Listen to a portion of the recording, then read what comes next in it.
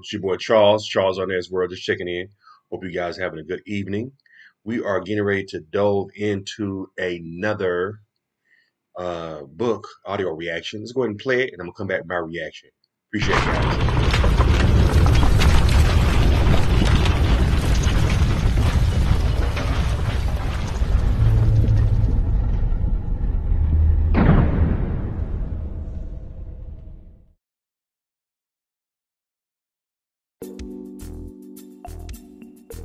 When I was 4 years old, I told my grandfather that I was going to buy him a new house and a new boat and do a whole bunch of concerts for him.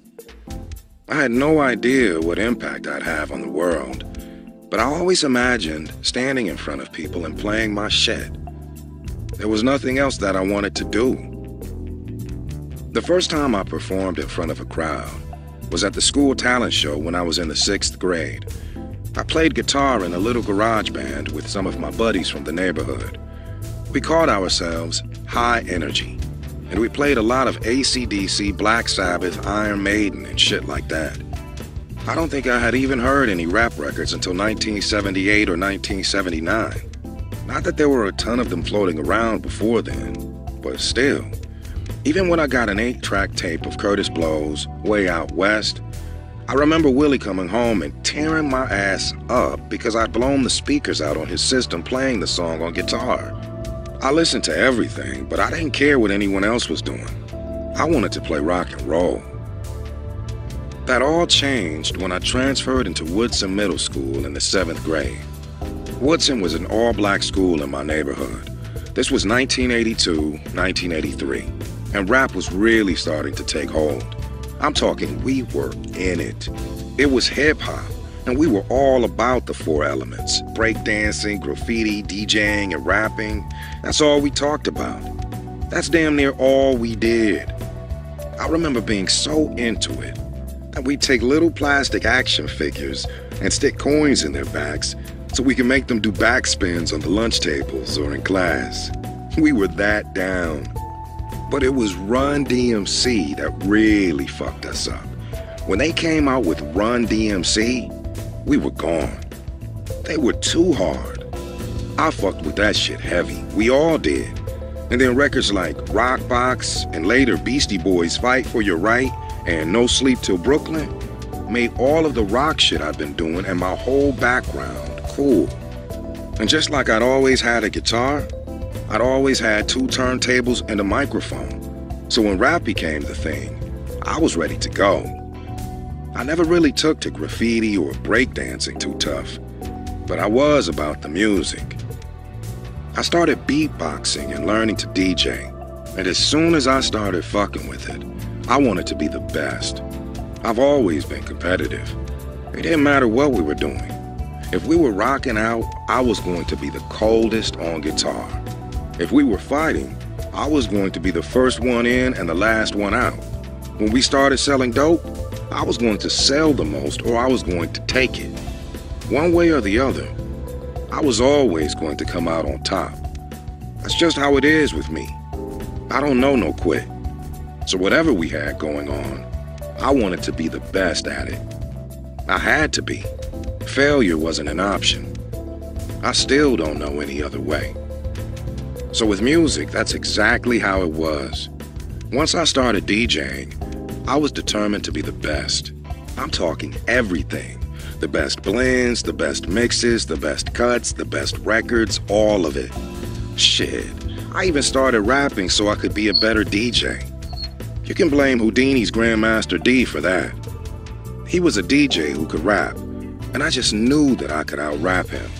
So I started rapping because I wanted to make sure that if I ever got into a battle with a DJ who could rap, I'd have all of my bases covered. I was determined that I wouldn't go down. Even if that motherfucker started rapping, I was going to douse his ass no matter what. And shit, once I'd made that choice, there wasn't any question. I wasn't just going to be a DJ who could rap. I was going to be the best rapper at my school.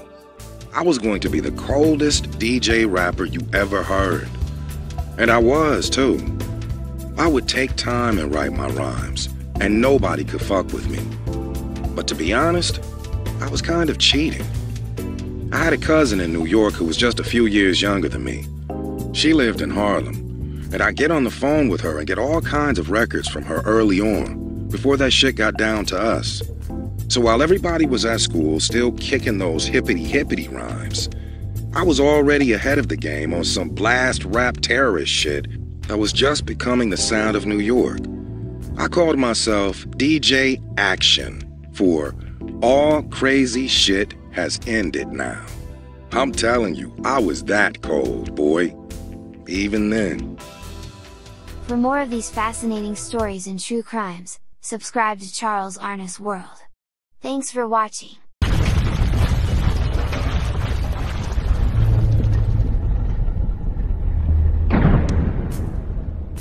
Looking for a professional photographer for your next big event? Need video of your special day? Then look no further. For $100 an hour, have a professional photographer or videographer shoot your wedding, birthday party, quinceañera, bar mitzvah or bat mitzvah, anniversary party, or whatever your special occasion may be. Highlight your event with professional, crisp photos and video. Check out Charles Arnis Photography on Instagram, as well as book us for your next event. Must live in the Southern California area. What's up, y'all? It's your boy Charles and Ezra just checking in. So what do y'all think about that book, man? Pretty interesting, huh? Crazy, man. Interesting story. Listen, go ahead and leave your comments and subscribe to Charles and Ezra. Appreciate it. They figured this was all some kind of black shit that they didn't want to get involved with. Mark Anthony Bell eventually filed a civil suit against Suge Knight and Death Row Records and received a reported settlement of $600,000. He moved to Jamaica after collecting the money and had been lying low ever since. To Poole, the only thing more amazing than the DA's refusal to file charges was the fact that Suge Knight would expose himself to criminal prosecution in such a public way, especially given his legal situation at the time. 10 months earlier, in February of 1995, Suge finally had been forced to plead guilty to the felony assault of George and Linwood Stanley at Solar Records in July of 1992. Given his criminal history, it looked as if prison time was inevitable. If Suge Knight had learned anything, however, it was that almost any problem went away when you threw enough money at it. Person after person praised Knight to Judge John Ouderkirk and pleaded with the jurist to keep him out of prison. Among those offering testimonials were the Stanley brothers, who recently had signed a $1 million contract with Death Row Records, a deal negotiated, of course, by David Kenner.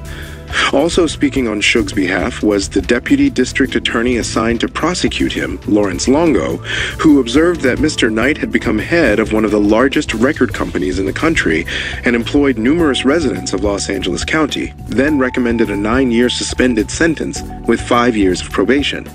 Judge Ouderkirk, who did not know that a few months later Longo's 18-year-old daughter, Gina, was going to become the first white singer signed to a recording contract with